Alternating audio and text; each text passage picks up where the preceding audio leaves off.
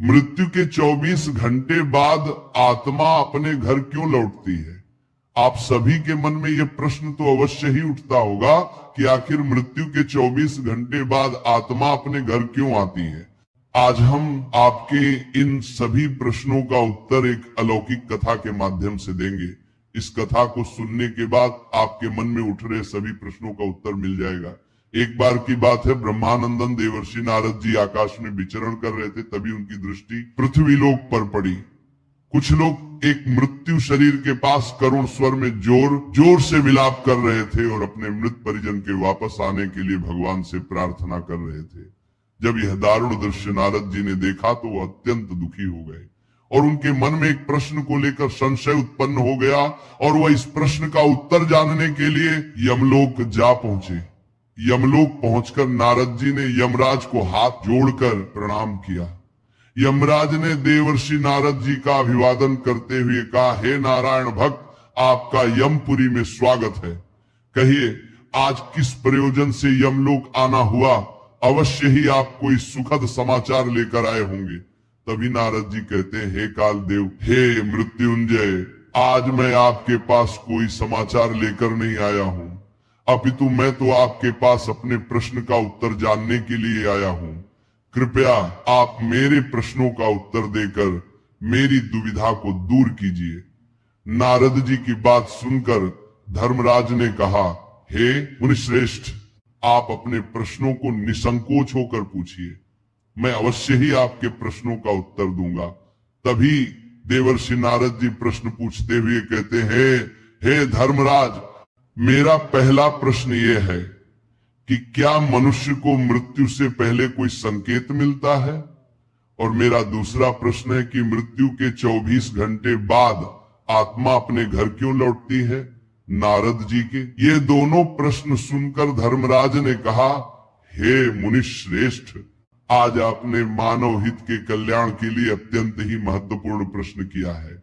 इस प्रश्न के उत्तर में समस्त मानव जाति का और समस्त संसार का कल्याण छिपा है। हे मुनि श्रेष्ठ नारद, सर्वप्रथम मैं आपके पहले प्रश्न का उत्तर एक अत्यंत ही सुंदर और पौराणिक कथा के मध्य से देना चाहता हूं। उसके तत्पश्चात मैं आपके दूसरे प्रश्न का उत्तर दूंगा।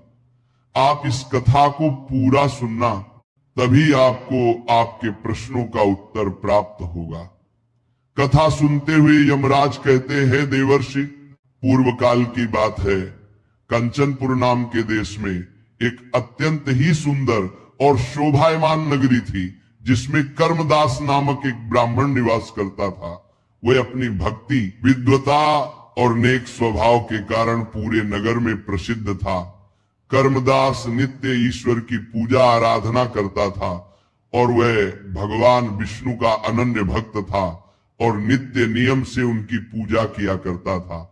उसके घर में धन धान्य और सुख समृद्धि की कोई कमी नहीं थी। वह अपने छोटे से परिवार के साथ सुखमय जीवन व्यतीत कर रहा था। लेकिन इन सब के बावजूद कर्मदास के मन में एक ऐसा भय छिपा हुआ था जिसने उसके सुखी जीवन को अंधकारमय बना दिया था। वह प्रत्येक समय मृत्यु के बारे में सोचकर डरता रहता था और रात को जब सब लोग सो जाते तब कर्मदास अकेला बैठकर सारी रात यही सोचता था कि उसकी मृत्यु के बाद उसके परिवार का क्या होगा, उसकी संपत्ति, उसके प्रियजन और उसका यह शरीर, यह सब एक दिन समाप्त हो जाएगा। उसका यह भय दिन प्रतिदिन बढ़ता गया। उसे रातों में नींद नहीं आती थी। मृत्यु के भय से चिंतित होकर उसने भजन करना भी छोड़ दिया था।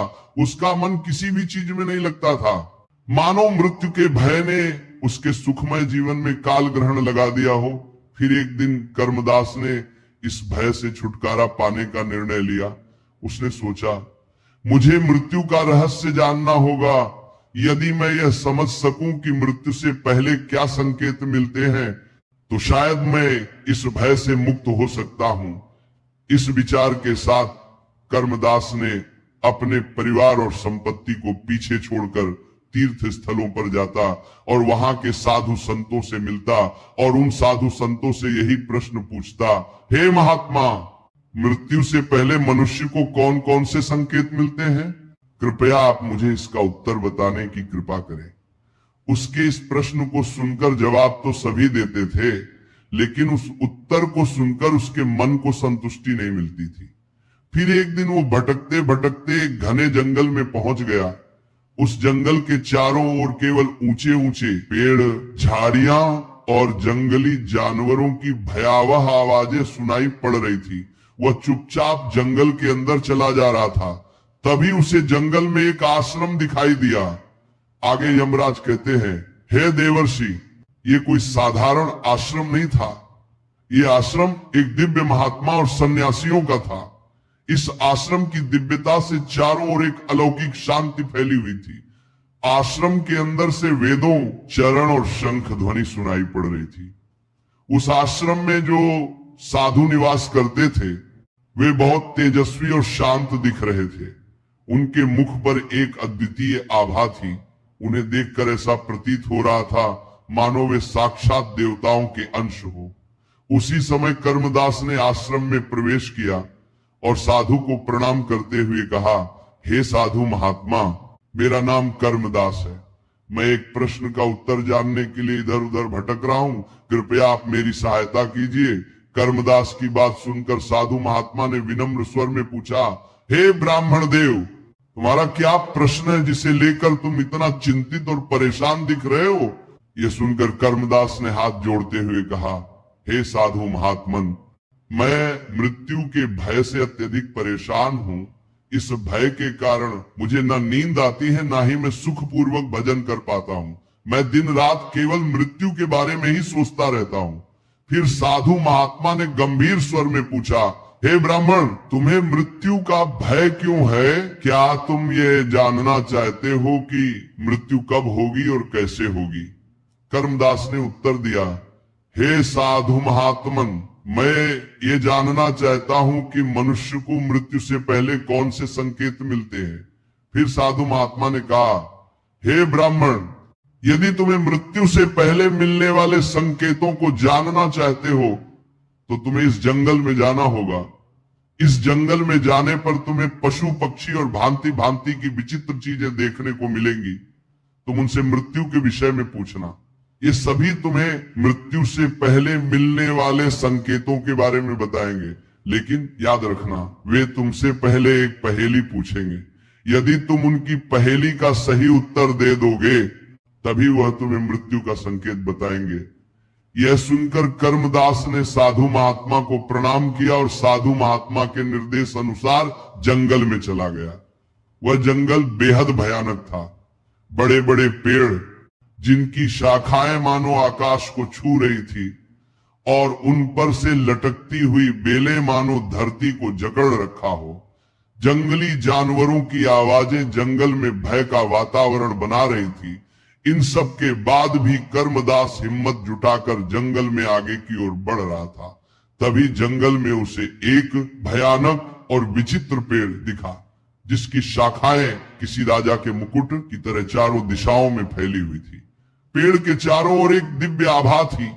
उस पेड़ को देखने के बाद ऐसा प्रतीत हो रहा था मानो वह पेड़ देख रहा हो। जैसे ही कर्मदास पेड़ के पास पहुंचा, पेड़ की गहरी धीमी आवाज गूंजी, हे ब्राह्मण, तुम कौन हो और इस सुनसान और भयानक वन में क्यों आए हो? तुम्हें किसने यहां पर भेजा है? सब कुछ सच सच बताओ, अन्यथा तुम्हें काल के गाल में जाना पड़ सकता है। उस पेड़ की आवाज सुनकर कर्मदास घबरा गया। फिर उसने हाथ जोड़ते हुए कहा, हे वृक्षराज, मैं मृत्यु के रहस्य को जानने के लिए इस घने जंगल में आया हूं। मुझे यह जानना है कि मृत्यु से पहले मनुष्य को कौन कौन से संकेत मिलते हैं। क्या आप इस विषय में मेरी सहायता कर सकते हैं?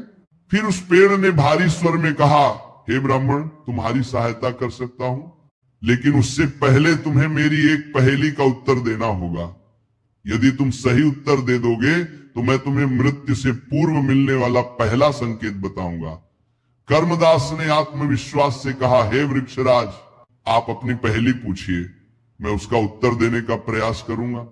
पेड़ ने थोड़ी देर चुप्पी साधी और फिर अपनी पहेली पूछते हुए बोला, हे ब्राह्मण, संसार में वह कौन है जो बिना पंखों के उड़ता है, बिना पैरों के चलता है लोग उसे देख नहीं सकते किंतु महसूस जरूर करते हैं।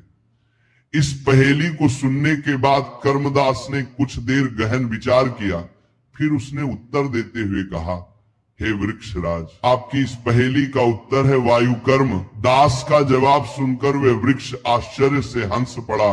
उसकी हंसी जंगल में गूंज उठी। फिर उस वृक्ष ने कहा, हे ब्राह्मण, तुमने मेरी पहेली का सही उत्तर दिया है। अब मैं तुम्हें मृत्यु का पहला संकेत बताता हूं, मेरी बात ध्यान से सुनो। जब मनुष्य के शरीर की ऊर्जा क्षीण होने लगे और वह हर समय थकान महसूस करे तो समझो मृत्यु निकट है। यह संकेत तुम्हें आत्मिक और शारीरिक रूप से सावधान करने के लिए है। फिर कर्मदास ने पेड़ को प्रणाम किया और कहा, हे महावृक्ष, मैं आपके ज्ञान के लिए हृदय से आभारी हूं। आपने मेरे प्रश्न का उत्तर दिया और मुझे मृत्यु के पहले संकेत के बारे में बताया। मैं इसे सदैव याद रखूंगा। फिर उस वृक्ष ने शांत स्वर में कहा, हे ब्राह्मण, अब तुम आगे का मार्ग प्रशस्त करो, तुम्हें अन्य संकेत मिलेंगे। कर्मदास आगे की यात्रा पर निकल पड़ा। उसके मन में अब और अधिक उत्सुकता थी कि वह आने वाले संकेतों को जाने और समझे। कर्मदास जंगल में बोलने वाले पेड़ से पहला संकेत जानने के बाद और आगे बढ़ा। तभी चलते चलते अचानक से उसकी नजर एक विशालकाय गिद्ध पर पड़ी, जो एक सूखे पेड़ पर बैठा हुआ था और अपने शिकार की प्रतीक्षा कर रहा था। उसकी आंखें चमक रही थी, मानो वह सब कुछ देख रहा हो।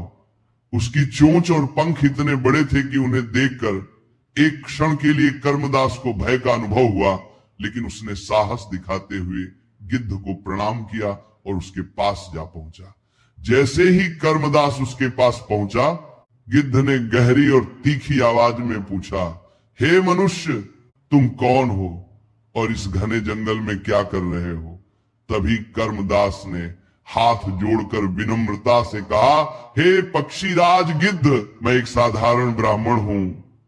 मैं मृत्यु का रहस्य जानने के लिए इस जंगल में भटक रहा हूं। मुझे मृत्यु से पूर्व मिलने वाले संकेतों के बारे में जानने की जिज्ञासा है। कृपया मेरी सहायता कीजिए। यह सुनकर गिद्ध ने अपने बड़े बड़े पंखों को फैलाते हुए कहा, हे मानव, मैं तुम्हारी सहायता कर सकता हूं, लेकिन उसके लिए तुम्हें मेरी एक पहेली का उत्तर देना होगा। यदि तुम उत्तर सही दोगे तो मैं तुम्हें मृत्यु से पूर्व मिलने वाला एक महत्वपूर्ण संकेत बताऊंगा। तभी कर्मदास ने उत्सुकता से कहा, हे पक्षी राज, पूछिए, आपका जो भी सवाल है मैं उसका उत्तर देने की पूरी कोशिश करूंगा। गिद्ध ने अपनी तीव्र दृष्टि से कर्मदास की ओर देखते हुए कहा, हे मानव, वह कौन सी चीज जो पैदा होने के साथ ही हर पल घटती रहती है लेकिन कभी समाप्त नहीं होती? कर्मदास ने थोड़ी देर विचार किया। उसने अपनी यात्रा, समय और जीवन के चक्र के बारे में सोचा। कुछ ही क्षणों बाद उसने उत्तर देते हुए कहा, हे पक्षीराज, इसका उत्तर समय है। समय हर पल कम होता है, उसके बाद भी ये अनंत है और कभी समाप्त नहीं होता। गिद्ध ने मुस्कुराते हुए कहा, हे मानव, तुमने मेरे प्रश्न का सही उत्तर दिया है। आज मैं तुम्हें मृत्यु से पहले मिलने वाला एक अत्यंत ही महत्वपूर्ण संकेत बताता हूं। हे ब्राह्मण, मृत्यु का दूसरा संकेत यह है कि जब व्यक्ति की इंद्रियों की शक्ति क्षीण होने लगे, अर्थात सुनने और देखने की शक्ति कमजोर होने लगे, तो समझो कि मृत्यु निकट है। कर्मदास ने ध्यानपूर्वक गिद्ध की बात को सुना और गिद्ध को प्रणाम करते हुए कहा, हे पक्षीराज, मैं आपके ज्ञान का आभारी हूं। आपने मुझे मृत्यु के दूसरे संकेत के बारे में बताया जो मेरे लिए अत्यंत महत्वपूर्ण है। गिद्ध ने अपने पंख फड़फड़ाते हुए कहा, हे मनुष्य, याद रखना, जीवन और मृत्यु के बीच संतुलन को समझने के लिए इन संकेतों का ज्ञान आवश्यक है। अब आगे बढ़ो, तुम्हारी यात्रा अभी पूरी नहीं हुई है। फिर कर्मदास ने गिद्ध का धन्यवाद किया और अपने आगे के मार्ग पर चल पड़ा। उसके मन में अब और अधिक जिज्ञासा थी कि आने वाले संकेत क्या रहस्य खोलेंगे। जंगल की यात्रा उसे हर पल मृत्यु के सत्य के और करीब ले जा रही थी। जंगल का मार्ग अब पहले से भी कठिन हो गया था। झाड़ियों में अजीब सी सरसराहट हो रही थी और वातावरण में गहरी नीरवता थी। चलते चलते कर्मदास की नजर एक गधे पर पड़ी। गधा एक पेड़ की छाया में खड़ा था और उसकी आंखों में एक गहरी शांति झलक रही थी। हालांकि गधा शांत प्रतीत हो रहा था, लेकिन जैसे ही उसने कर्मदास को देखा तो वह बोल उठा, हे ब्राह्मण, तुम यहाँ क्यों आए हो और इस जंगल में क्या खोज रहे हो? तभी कर्मदास ने हाथ जोड़कर गधे को प्रणाम किया और कहा, हे बलवान, मैं एक साधारण ब्राह्मण हूं। मैं मृत्यु के रहस्यों को जानने के लिए यहाँ इस घने जंगल में भटक रहा हूं। मुझे मृत्यु से पहले मिलने वाले संकेतों के बारे में जानना है। क्या आप मेरी सहायता करेंगे? गधे ने अपनी आंखों को चमकाते हुए कहा, हे ब्राह्मण, मैं तुम्हारी सहायता कर सकता हूं, लेकिन तुम्हें पहले मेरी एक पहेली का उत्तर देना होगा। यदि तुम सही उत्तर दे दोगे तो मैं तुम्हें मृत्यु का तीसरा संकेत बताऊंगा। कर्मदास ने कहा, पूछो बलवान, मैं आपके प्रश्न का उत्तर देने का प्रयास करूंगा। गधे ने गंभीर स्वर में पूछा, हे ब्राह्मण, वह क्या है जो जितना खाली होता है उतना ही भारी महसूस होता है? कर्मदास ने कुछ क्षण गहराई से विचार किया। उसने अपने जीवन और अनुभवों के बारे में सोचा। फिर उसने मुस्कुराते हुए उत्तर दिया, ये तो चिंता है। चिंता जितनी अधिक होती है उतना ही भारीपन महसूस होता है, भले ही वह असल में कुछ ना हो। गधा अपने सर को हिलाते हुए बोला, हे ब्राह्मण, तुमने सही उत्तर दिया है।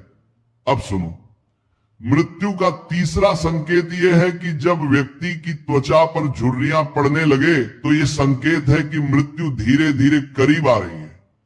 यह शरीर के क्षय का प्रारंभ है जो मनुष्य को मृत्यु की ओर ले जाता है। कर्मदास ने गधे को प्रणाम करते हुए कहा, हे बलवान, मैं आपके ज्ञान का हृदय से आभारी हूं। आपने मुझे मृत्यु के तीसरे संकेत के बारे में बताया जो मेरे लिए बहुत मूल्यवान है। गधे ने शांत स्वर में कहा, जो ब्राह्मण, तुम्हारी यात्रा अभी समाप्त नहीं हुई है। इन संकेतों का ज्ञान तुम्हें जीवन और मृत्यु के सत्य को समझने में मदद करेगा।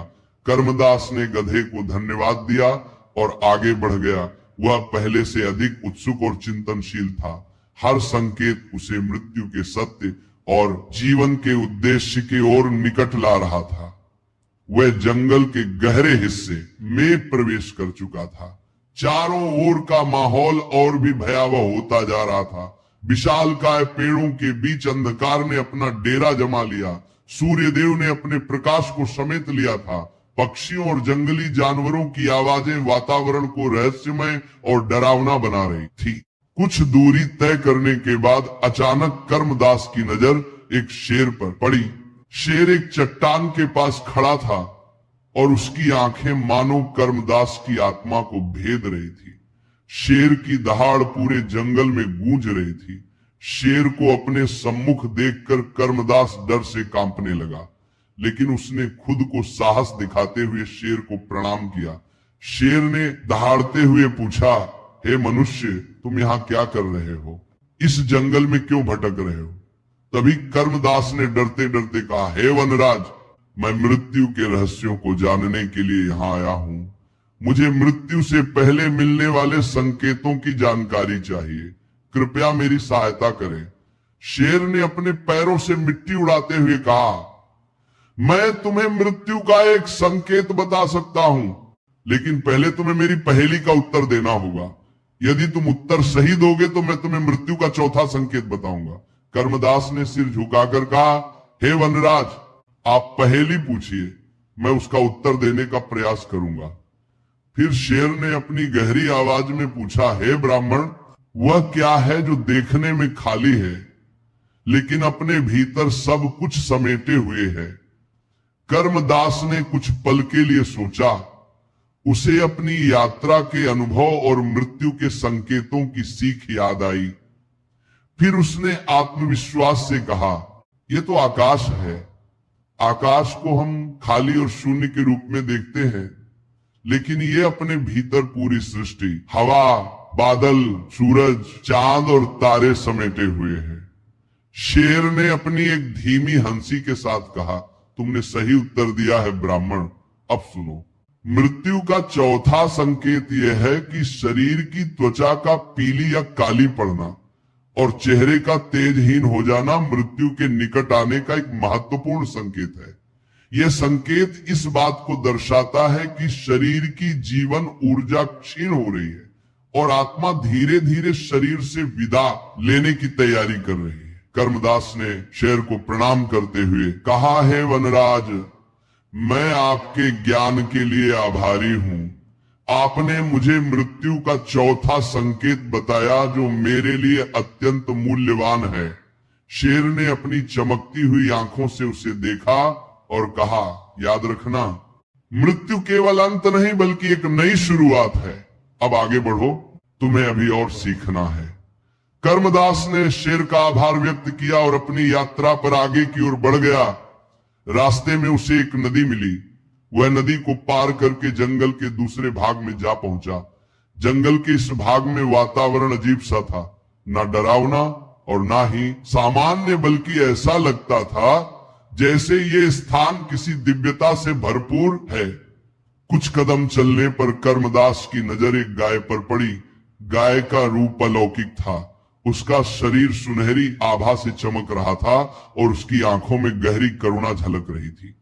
वह बिल्कुल शांत खड़ी थी, मानो अपने चारों ओर का हर रहस्य जानती हो। कर्मदास ने जब गाय का यह रूप देखा तो वह प्रसन्नता से भाव विभोर हो उठा, मानो उसके मन को एक अद्भुत शांति मिली हो। वह उत्सुकता से गाय के पास गया और प्रणाम करते हुए बोला, हे गौ माता, मैं मृत्यु के रहस्य को समझने के लिए भटक रहा हूं। मैंने इस जंगल में कई संकेत प्राप्त किए हैं, लेकिन अब मुझे आपसे सहायता चाहिए। क्या आप मुझे मृत्यु से पहले मिलने वाले किसी संकेत के बारे में बता सकती हैं? गाय ने अपने शांत और करुणामय स्वर में कहा, हे ब्राह्मण, मैं तुम्हारी सहायता अवश्य करूंगी, लेकिन पहले मेरी एक पहेली का उत्तर दो। यदि तुम सही उत्तर दोगे तो मैं तुम्हें मृत्यु का 5वां संकेत बताऊंगी। कर्मदास ने तुरंत कहा, हे गौ माता, आप पहेली पूछिए, मैं उत्तर देने के लिए पूरी कोशिश करूंगा।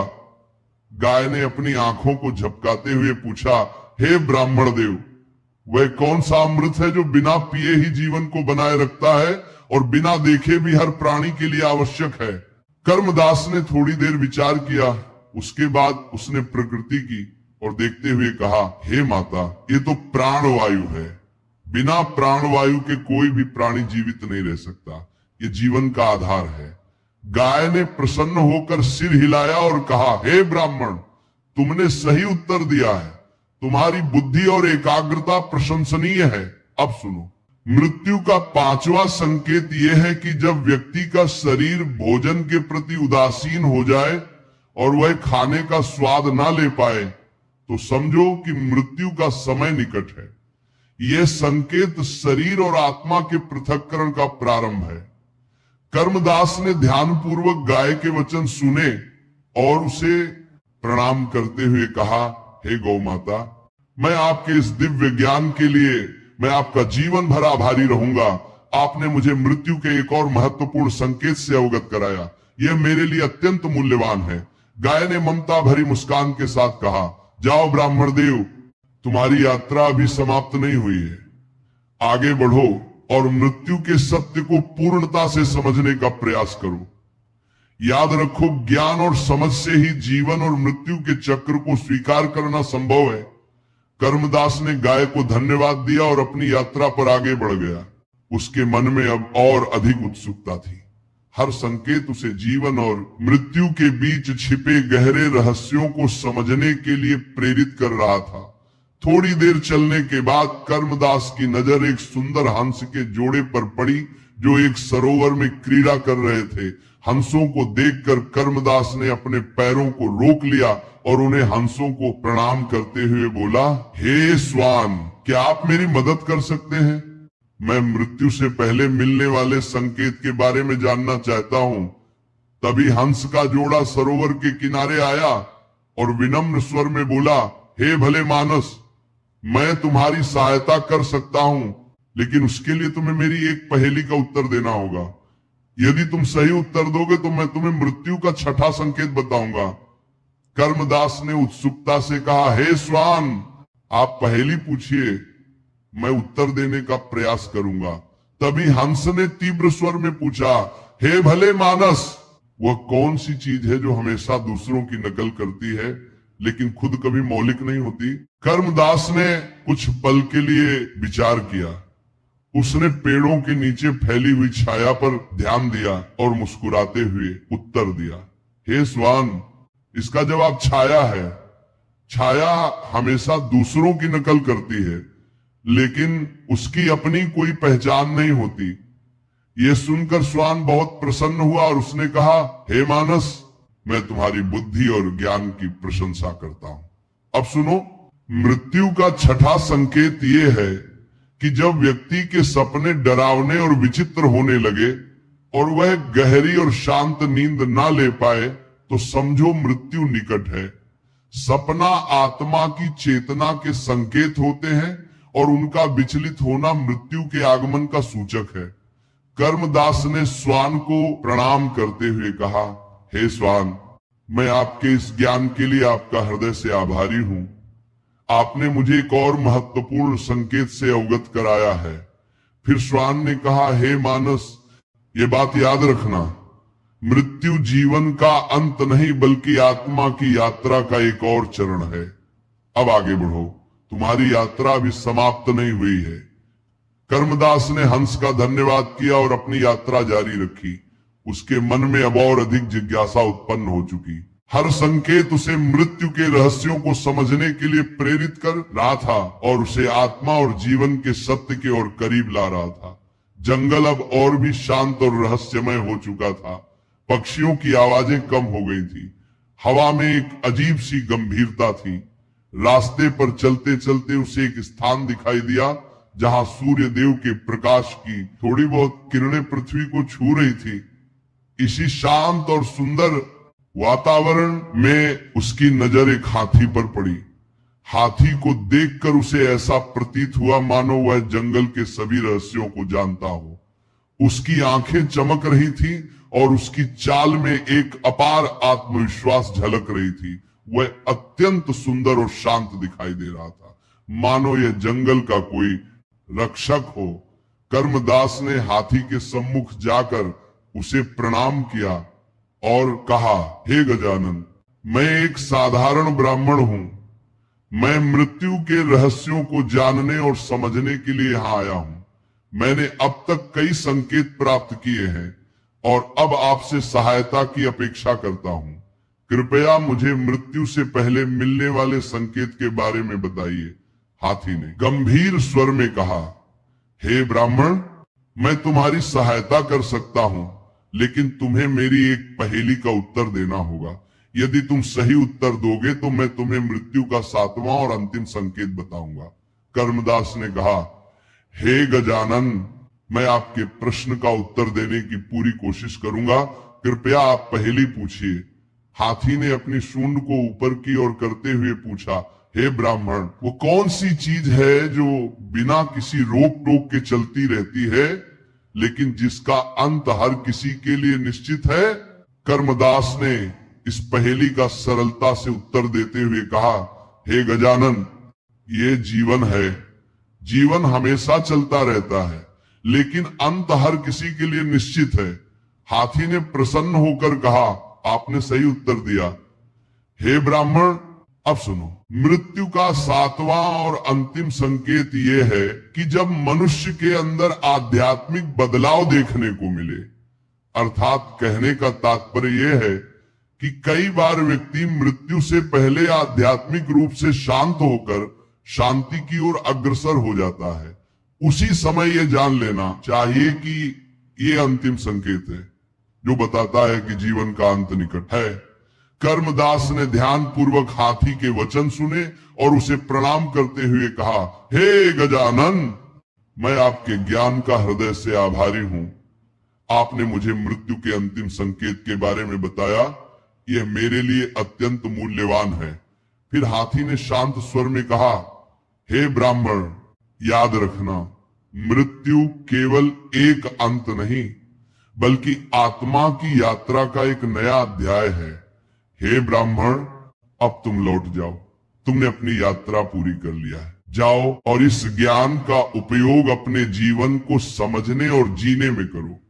कर्मदास ने हाथी का धन्यवाद किया और उसकी बुद्धिमत्ता की प्रशंसा करते हुए अपनी यात्रा समाप्त करने का निर्णय लिया। सातों संकेत जानने के बाद कर्मदास ने आश्रम की ओर प्रस्थान किया। वह थका हुआ तो था, लेकिन उसकी आत्मा ज्ञान और सत्य के प्रकाश से भर चुकी थी। जंगल का हर अनुभव, हर संकेत उसे जीवन के गहरे रहस्यों के करीब ले गया था। आश्रम में पहुंचकर उसने साधु महात्मा को प्रणाम किया और सातों संकेतों को बताते हुए बोला, हे महात्मन, कृपया मुझे इन संकेतों का गूढ़ अर्थ समझाइए। यह सुनकर साधु महात्मा ने कर्मदास की ओर शांत और गंभीर दृष्टि से देखते हुए कहा, हे ब्राह्मण, तुम्हारी यह यात्रा केवल मृत्यु को समझने की नहीं बल्कि जीवन को जानने की थी। जो संकेत तुम्हें मिले वे इस सत्य को प्रकट करते हैं कि जीवन नश्वर है। तुम्हें मृत्यु से डरने की आवश्यकता नहीं है। मृत्यु एक अटल सत्य है।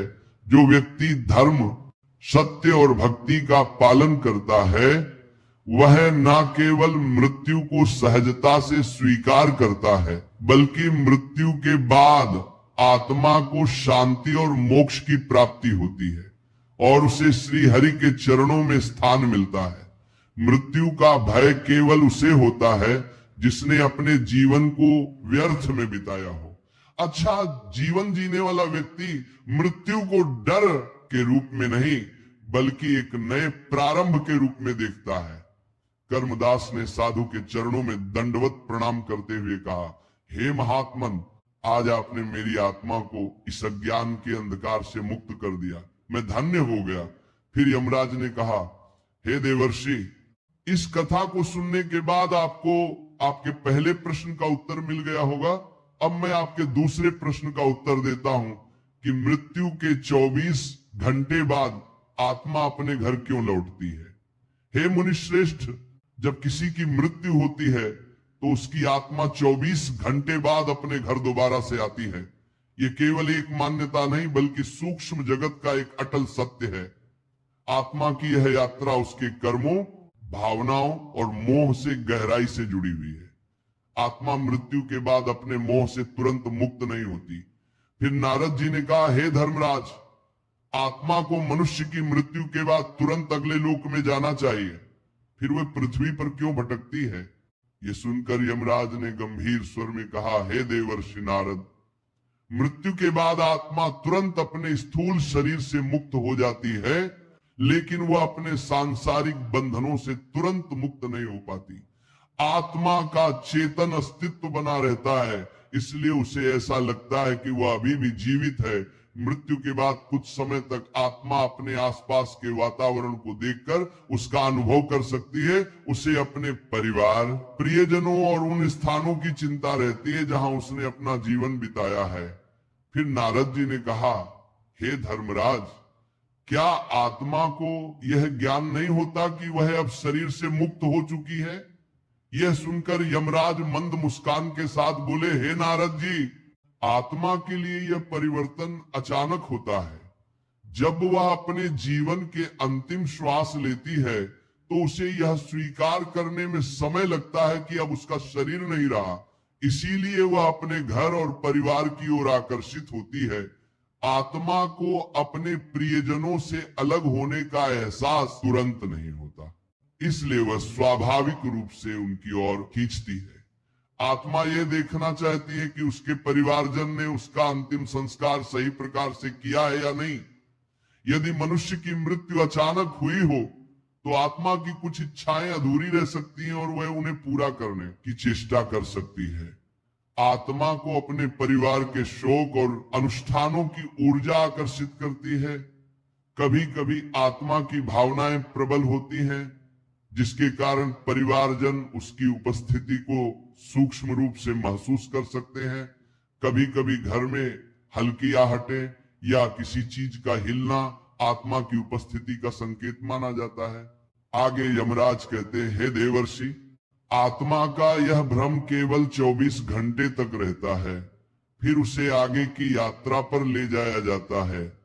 13 दिनों तक आत्मा को उसके कर्मों के अनुसार उसका लेखा जोखा होता है। उसके बाद उसे यमलोक या अन्य लोकों की ओर भेजा जाता है।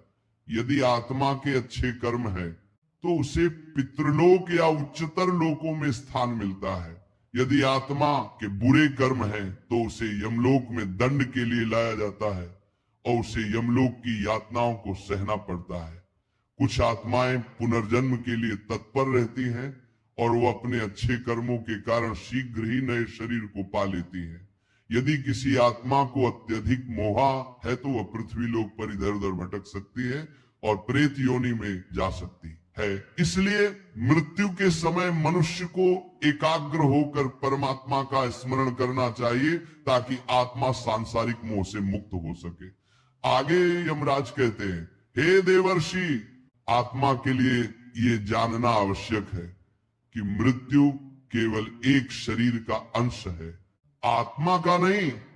24 घंटे का समय आत्मा को इस सत्य को समझने और अपने सांसारिक बंधनों को छोड़ने का अवसर देता है, जिससे वह अपने आप को मुक्त कर सके। फिर नारद जी ने प्रसन्न मन से कहा, हे सूर्य तनय, आपने बहुत सुंदर ढंग से आत्मा की यात्रा का रहस्य बताया। इस रहस्य को सुनने के बाद ये स्पष्ट हो गया है कि मृत्यु के बाद भी आत्मा एक विशेष प्रक्रिया से गुजरती है और उसके परिवारजन उसे शुभ कार्यों द्वारा शांति प्रदान कर सकते हैं।